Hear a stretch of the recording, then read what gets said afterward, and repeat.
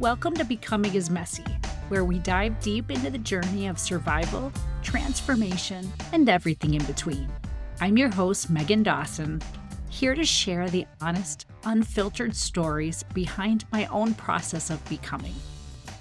Life isn't a pretty and perfect straight line, and neither is becoming the person we're meant to be.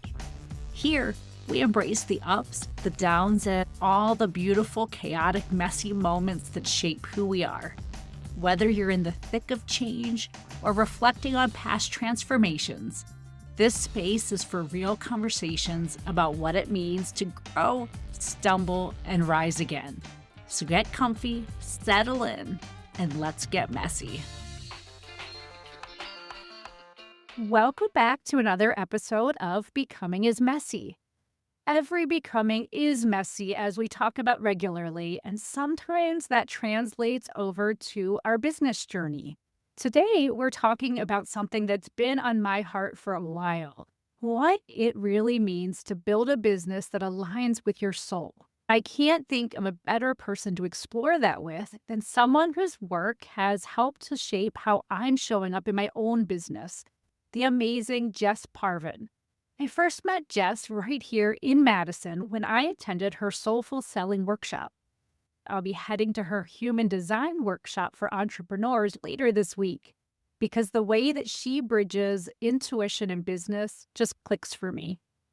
Jess is a holistic business coach, branding expert, and soul purpose guide who helps multi-passionate, purpose-led entrepreneurs create businesses that actually feeling them. Soul deep. Through her background in design, her certification as a soul purpose coach, and her own evolution from freelance designer to soulpreneur, Jess helps people integrate strategy with soul, creating brands and businesses that feel authentic, grounded, and alive.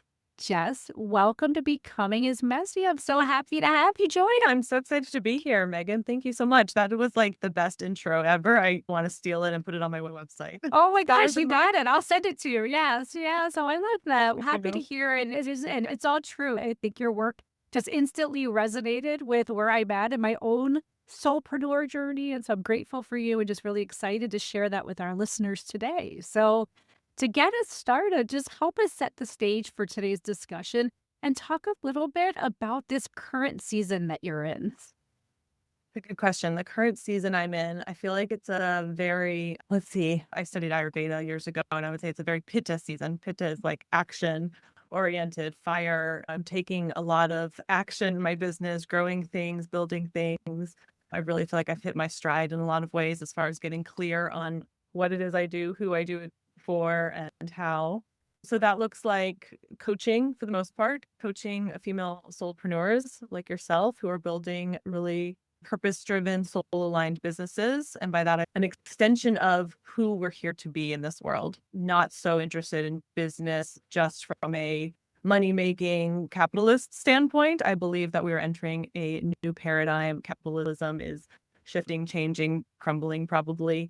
And business is more, for me, about creative expression, self-expression, service, and being really in alignment with our purpose and who we're here to be. So for the most part, that looks like coaching women. I also still do some design work from a branding perspective, and I'm doing more and more group events, which I really love, like the one-day retreat that you attended, workshops, retreats, group coaching. Awesome. So now take us backwards. Every becoming journey has its twists and turns.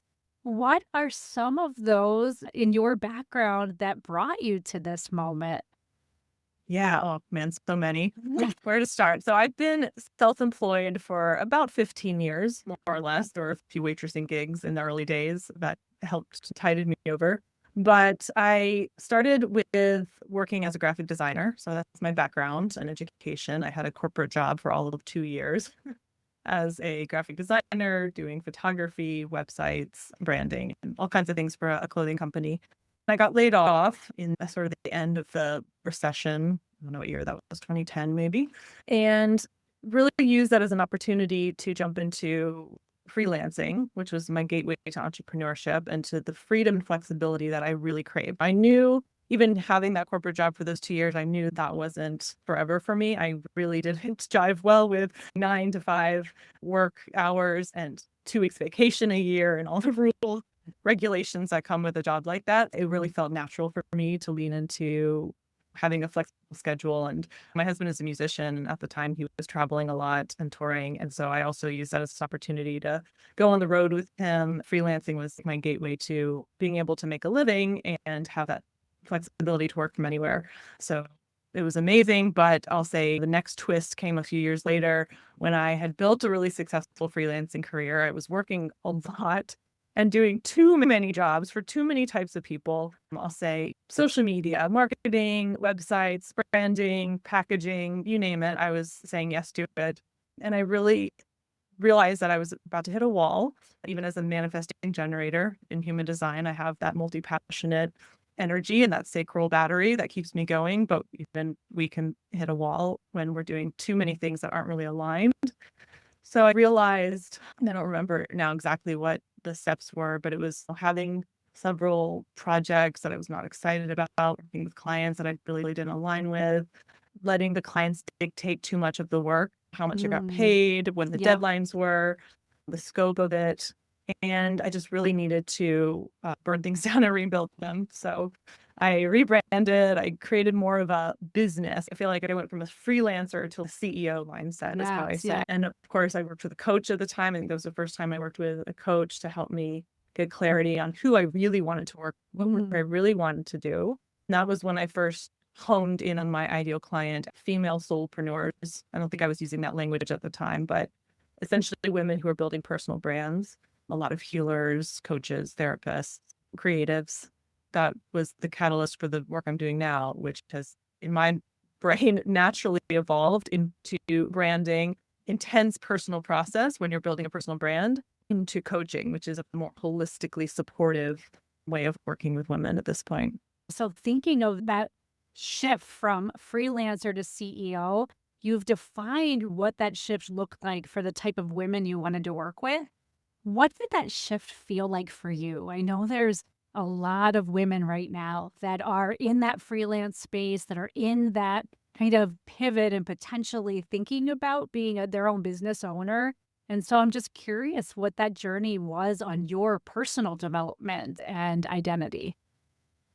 Yeah, that shift is one way of talking about, what I say all the time, entrepreneurship is the greatest container for personal growth that Yeah. I know of. It's Yep. certainly the path that I feel like my soul has chosen in this life to grow and evolve and learn lessons. Freelancing was like a job, right? It was just Yeah. a way to make money and have a Yeah. flexible schedule. Doing the work of becoming a CEO, I'll say, or becoming a personal brand myself and doing that work with other women has been a personal growth journey, a spiritual journey.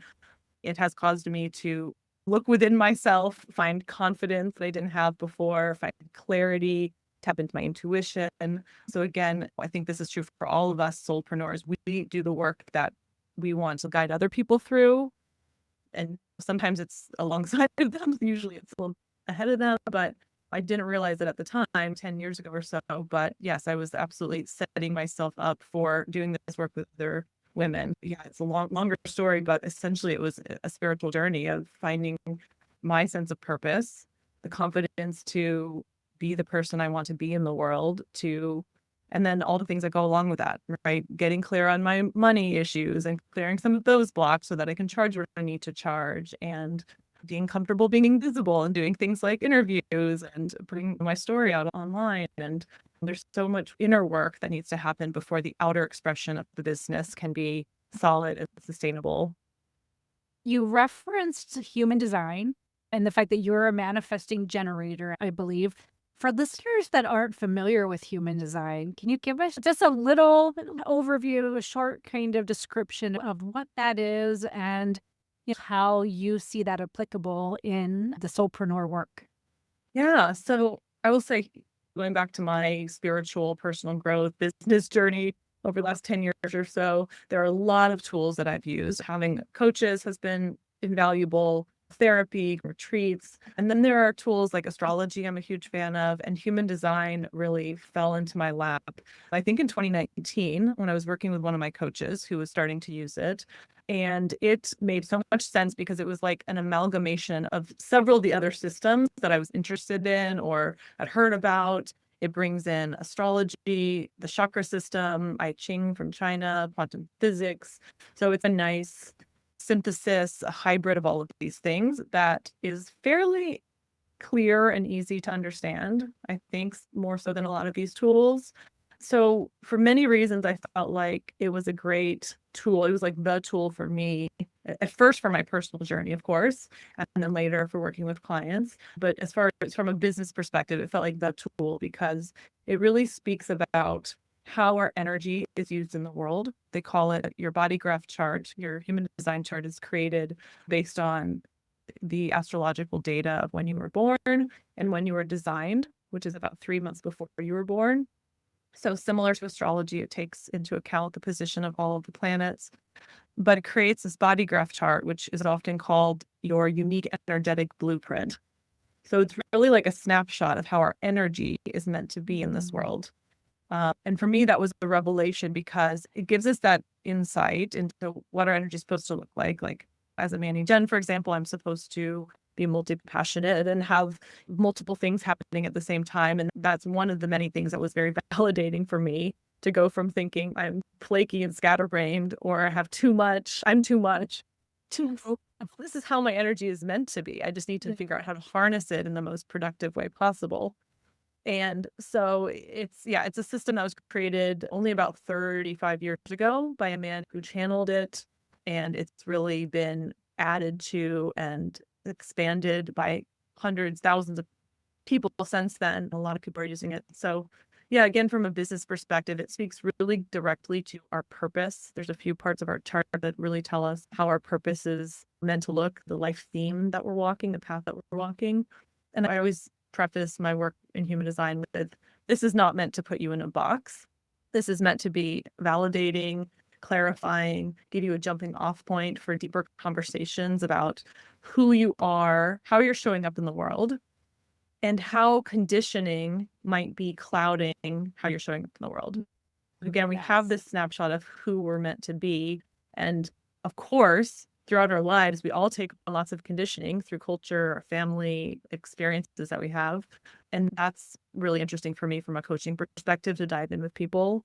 Like, how have they maybe moved away from their design through conditioning? And how can we look at that, talk about it, and get closer to our true alignment? Help us understand that bridge of passion and purpose and just some of the ways you help women do that. Yeah, I've often talked about this triangle of passion, purpose, profit. Essentially, I feel like that's essentially my work in the nutshell, like how to move from passion to purpose to profit as far as creating a business.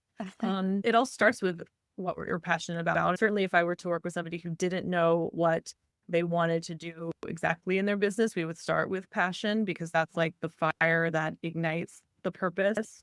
I feel like purpose is more service oriented and it's a deeper, wider, lifelong, not necessarily you're going to have the same purpose throughout your life, but I think there's going to be general themes that are going to show up throughout your life. I think we are all here with a sort of theme that we're meant to tackle, path that we're meant to walk. And that doesn't mean all the specifics are laid out.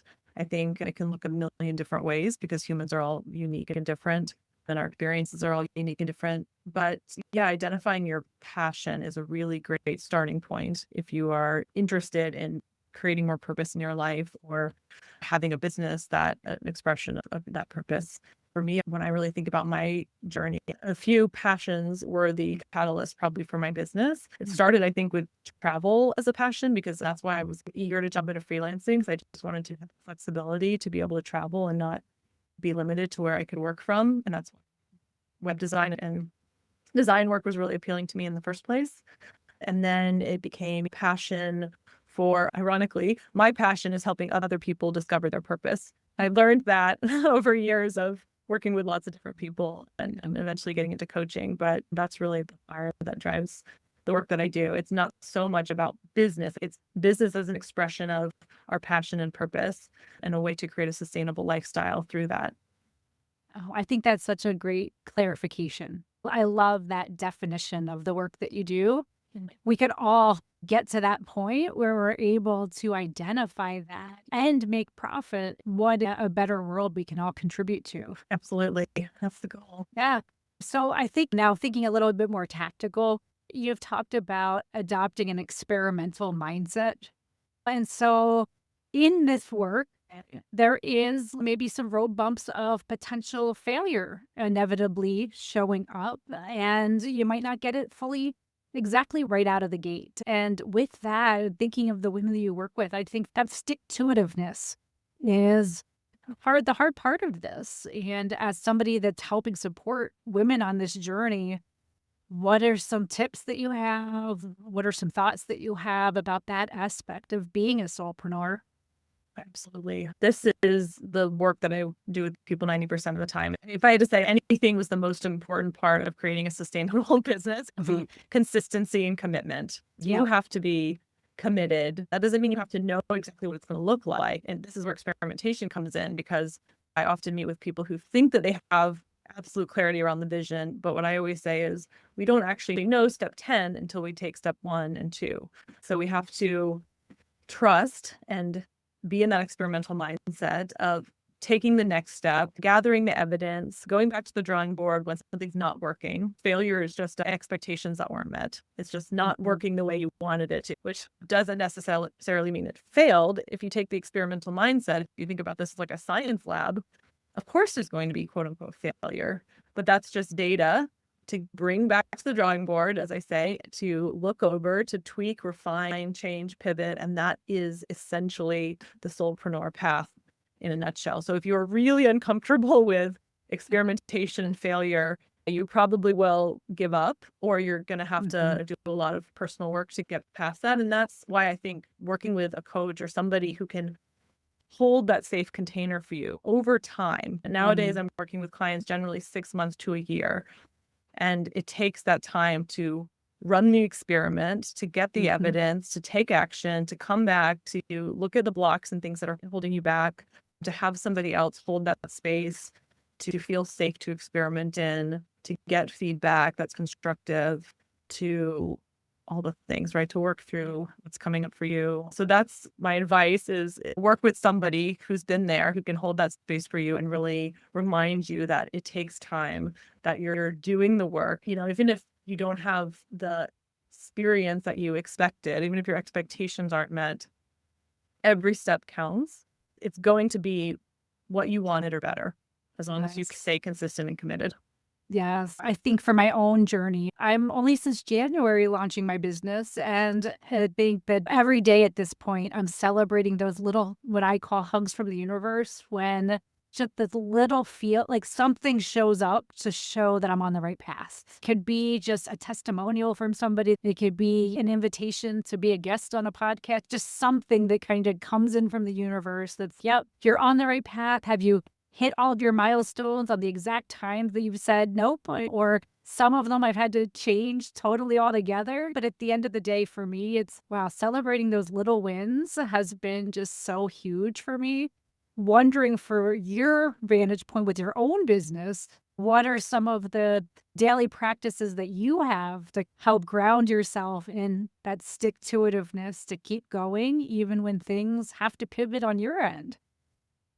Cultivating these practices, what I call scaffolding, really such an important part of doing this work, right? Because we can, even if we are super clear on our goals and the action we need to take and the strategy, actually sticking to it, like things are going to come up, right? Blocks, laziness, distractions, like perfectionism. Absolutely. You've kind of mentioned that earlier. That's like the number one thing that gets in my way, in my own way. So what scaffolding do we need to put in place? It might be personal practices. It might be working with a coach or having a group for accountability, for support, for feedback. For me, oh God, there's so many things. My spiritual practices, mindfulness, meditation, yoga have been really supportive to keep me in healthy and to keep me having like consistent routine in my life. That's really important for me. It's hard when you're an entrepreneur to set your own schedule sometimes, especially if you're coming from like a corporate job where that was already created for you. And suddenly you're like, okay, my calendar looks really open, but I know I have a million things to do. I just don't know how to structure it in the most productive way. And I have lots of tools for that, for time management and structuring. But for me, like starting my day really good with a walk, mindfulness, yoga, and a healthy breakfast is important. Of course, I have a coach who's amazing to be able to send her messages when I'm going off the rails or when I'm confused or when I'm stuck on something. To have those weekly check-ins has been invaluable. I'm part of many groups. I love being with other women entrepreneurs, whether I'm working with them or whether they hire me. It's just having that network of people that you can lean on so that you don't feel alone. For me is the number one thing, because solopreneurship can be lonely, of course, especially when we're working at our homes. Especially for me, when I was doing freelancing work, I wasn't interacting with people nearly as much as I am now as a coach. So I started getting involved in a lot of groups and having coaches and accountability and all that. But now more than ever, I think we all need that. We're working online a lot, we're working from home, and we need to remember that this isn't, that we're not the only ones doing this, and that other people have experiences that are helpful for us, and we can lean on that support. Yeah, speaking of leaning on that support, I've heard you talk about niches and the idea that when you get laser focused on a niche, that your community can expand. And I'm curious, why do you think that is? Yeah, that's a good way to put it. In marketing, they say when you're speaking to everyone, you're speaking to no one. Yep. And I think that's true in life too. If you think about groups that you're a part of that are, if you go to a networking event or just any event, like a party, where you don't necessarily have anything specific in common with people, there's just like a lot of different kinds of people there. That can be interesting, right? You can meet some interesting different people if you're really open to that. But when you go to a group of event, let's say a sound healing for moms in their 40s or whatever, and you go and you have so much in common with everybody there, you can go deep really quickly and create real connection. So I do feel like niching, I know a lot of entrepreneurs hate that word, but it's the same concept where if you are really specific about who you want to work with, who you best serve, what, is going on in their life that is going to have them want to work with you and get an amazing transformation, then you can jump ahead like 10 steps in the marketing work. You don't have to convince them. You don't have to educate them. They're already ready. They're looking for somebody like you. They just need to know that it's the right fit. So I think it cuts down on a lot of our work as entrepreneurs when we're clear on our niche. And also I always remind people, like, I'm a multi-passionate person, a Manny Jen. I use that language a lot with my clients because most of them are, I would say, multi-passionate, trying to weave together different gifts and experiences and modalities into one cohesive brand. Their brand doesn't have to be super niched, but their offerings probably should be. So you could have more of an umbrella brand that's a little less specific, and then have a few offerings if you're like a very multi-passionate person that are more specific about who they help and what the transformation is and what that looks like. So these next few questions are a section I call Rapid Reel. They're just some little simple questions, get to know a little bit of your philosophy and some of your routines a little bit more. So the first one is just a favorite place of yours where you feel most inspired. The traveler, I'm thinking of all those far-flung places I've been. Yeah. And one of my favorites is Lake Atitlan, Guatemala, which I'm going back to in February. And I'm actually leading what I'm calling Soulful Sabbatical. It's a group travel experience where we're going to, I'm not calling it a retreat. It is like a retreat, but it's a retreat light. So this place in particular is so inspiring to me for many reasons. It's the most beautiful, like, natural area I've been to. It's a volcanic lake surrounded by 9 villages. And each village is so unique and special. And they've really captured their uniqueness through their culture. Each village has like a distinct way of talking and dressing. And so, I don't know, there's lots of places in the world. That sounds amazing. Yes. What does alignment feel like in your body? Alignment in my body. I've been taking a somatic experiencing class these last few weeks and really looking at that question exactly. I would say for me, it's openness, it's expansion. With clients, I often ask them whether thinking about something difficult or trying to make a decision, we talk about, does it feel expansive or contractive in your body? Yeah. And everybody knows what that feels like. For me, it's more my chest usually. It's like a tightness versus an openness, an ability to breathe deep. So I feel like that feels like alignment when we get Yes. those nudges from the universe, like you were talking about, and we know we're on the right path. There's this feeling of possibility, openness, spaciousness. Oh, I love that feeling. I also took a somatic experience in class earlier this year, and it was I talk about it a lot on the show because I recommend it.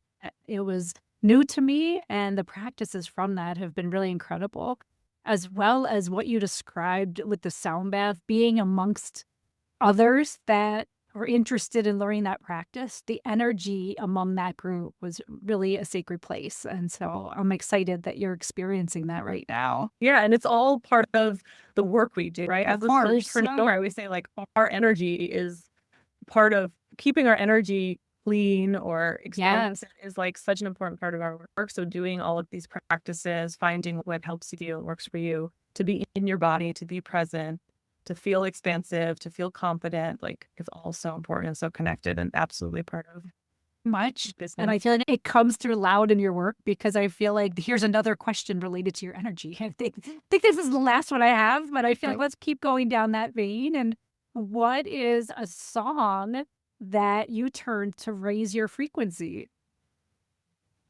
I have one very specific, actually I have two. The one that has just been with me the longest, and it's funny, my husband will, if he sees me like having a hard day, he'd be like, do you need me to turn on Whitney? It's Whitney Oh, Houston. I yes. want to dance with Oh, somebody. yes. I cannot listen to that song and not dance and feel really good in my body. Oh my gosh, Jess, have you been to, so again, listeners, Jess also lives in Madison. So here in Madison, Wisconsin, first Fridays every month, there is something called the Hot Flash Dance Party. And it is incredible because it's targeted to our generation, 70s, 80s, 90s, and it is just a space of pure joy. And that song is always everybody. We have so many videos of us dancing to that song. It's the best. I've been wanting to go. I need to put on my calendar. Yes, months ago, and I keep It's incredible. wanting to go. Somebody, they've said, this feels like catharsis to my high school soul. It feels like we're back in some high school gym. And Now we're more confident to dance like idiots. oh in my front of gosh. people. Yeah. Can Yes. And the energy is just like that. Everybody is dressed as how they want to dress, dance how they want to dance. It's incredible. So I recommend it. Dance is one of my favorite ways to move energy and Yeah. get in my body and let go of toxicity. It's great. What is something that you wish new entrepreneurs would stop doing? Good one. Wish they would stop doing. Yeah. I wish they would stop looking for the silver bullet, the secret formula that I feel like there's a lot of coaches and consultants and gurus online that are hawking this one size fits all. I've got the answer to all your problems kind of thing. And it's just not true, especially for those of us who are soulpreneurs who are in this for more than just making money. There's absolutely no one way to do it. I've tried them all myself. I have a client, which is again why I lean into intuition and human design and all of these tools that are more custom and just help us figure out what works for us. And it's got to be an experiment. You've got to try and fail and see what works and doesn't work. And it takes time. Yeah, I wish people would stop looking for that and spending money on things that they think are going to be the quick fix and just trust that it's going to take time. It's going to take consistency. It's going to take commitment, and you'll figure it out through your intuition and what's. Yes. As we're a few months out from rounding out this year, is there just a couple words or a phrase that comes to mind as far as what you envision for what you want to contribute to the folks that you're working with and just the work that you do? What are some things that just come to mind about your contributions to the world in these last few months? That's good. Yeah, I always come up with kind of the last minute, just intuitively. There's always like a word or phrase or in December, Of January course. that comes to mind to set the tone for the year. And I'm not sure exactly what that is yet this year. Yeah. I'll say like the phrase that I've been using for the last couple months that is resonating with me more and more every day is your work is your medicine. It's really clear for me now how this entrepreneurial journey is woven together with my healing journey, with other people's healing journeys. And so the medicine that you're meant to provide to the world is through the work that you're doing, through taking action, building a business or not, but doing the work that you're meant to do, being in alignment with your purpose. And it's the medicine that you need. And part of that is going through the failure, going through the limiting beliefs, looking at the imposter syndrome, doing all the hard work of building a business or being in your purpose, that's medicine, right? That's what you need to come out the other side as your most aligned self. Oh, I relate to that so much. That was beautifully said. Before we get to the final question, is there anything that we didn't touch on that you wanted to share? And then also just let our listeners know how they can connect with you and your work. Yeah, gosh, I think we've covered a lot. Obviously, if you are a soulpreneur or aspiring soulpreneur, I also love working with women who are on the purpose path but aren't totally clear what that looks like yet, or not sure if that is going to be a business. Again, I'm more and more interested in business as an expression of our purpose. And if the business part ends up fading away, I'm not going to be mad at that. I'm going to be really focused on helping women be in their full self-expression. So that's really the catalyst for me. I'd love to talk to anybody who's on that path, who's looking for support or just has some questions. You can connect with me on my website, jessparvin.com, Holistic Biz Growth on Instagram, Holistic Business Growth with Jess Parvin, the podcast. I'm sure you'll have all of those links, but I just love people having conversation. Nowadays, I'm doing all these soulful selling workshops and retreats. That's really my message I'm putting out right now, because the word selling is so triggering for most of us. Marketing is the hardest thing, everybody's least favorite thing. And I think there are ways to do it that are not traditional, not linear, but aligned. And for me, it's just having real conversations with people. Being on podcasts, for one, is so much more fulfilling than posting a ton of social media reels. So I'm happy to have conversations with anybody. You can schedule a consultation on my website. Come with me to Guatemala if you're listening and you're like, yes, travel and personal growth. That sounds incredible. Keep an eye on. Yeah, maybe Jen here, always trying out new person experiences. Who knows what? Well, I love it. Projector here is always open for invitations. So yes, I'm 2 for 2 so far in accepting your invitation. So we'll see. But all right. So the last question, we might have listeners right now who are in their own messy middle, rock bottom moment and wondering, when you've found yourself in those situations, what's a piece of advice that you wish would have come sooner? Yeah. For one thing, I'll just say the messy middle is not a one and done. Keep going. And then we can go back to it. Yeah. I've been in mine for 5 years. I still a messy middle. Well, it's true. Whenever we think we've reached some summit, there's something else. Exactly. That's the human experience. It's life. I love that term, messy middle. But it's first, hopefully not stuck in that spot too long. Yeah. And just advice that I wish I had. What do you know now that wish you knew then, kind of thing? Yeah. Oh man. The first thing that comes to mind, there's so many lessons. But the first thing that comes to mind is you don't need anybody else's permission to be yourself and to powerfully decide right now to be successful, whatever that looks like for you. Yeah. You don't have to get outside permission. You don't have to have a certain amount of money in your bank account. You don't have to have a list of credentials under your name. You get to decide. Yes, thank you. This was so much fun. And your story overall is just a reminder that alignment isn't found in somebody else's strategy or spreadsheet, that it really is just the courage to be yourself fully and find it within that place. And so thank you for sharing that with our listeners. And for those listening today, thank you again for checking in with us. A reminder to just keep honoring your own messy journey. And until then, stay well. And I look forward to connecting with you next time. Thank you. Before we wrap today, I want to invite you to be part of the Becoming is Messy community. Subscribe to the podcast so you don't miss a single episode. And if there's anything that resonates with you, please leave a review.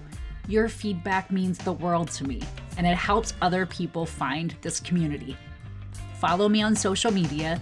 I'd love to hear your ideas for future topics, your questions, and stories from your own messy moments. And if you're feeling inspired, check out the Becoming is Messy shop, where you can grab a mug, a t-shirt, or something else that reminds you to embrace your messy magic every single day. A huge thank you to the incredible Wolves and Sheep for providing the music for Becoming is Messy. Check them out on your favorite music streaming platform. As we close out today's episode, remember this: Messy is just another word for growing. So keep showing up, keep laughing, and keep making beautifully awkward progress. Until next time, stay messy, my friends.